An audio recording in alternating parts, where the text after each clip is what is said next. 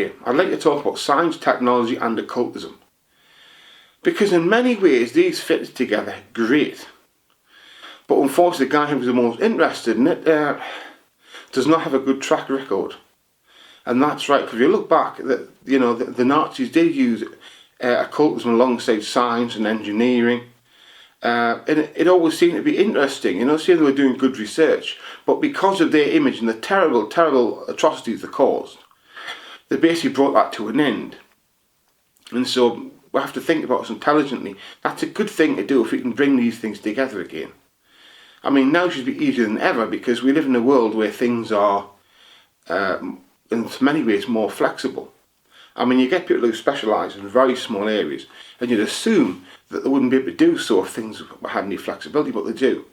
We live in a world where biologists may become a statistician with a PhD in statistics. We do. We live in a world where someone who qualifies as an engineer takes a statistician's statistics degree and ends up a doctor of statistics. This is the world. You start off as a mathematician and you end up doing research with a PhD into cognitive science. These are actual examples of actual people that have done these things, just some people.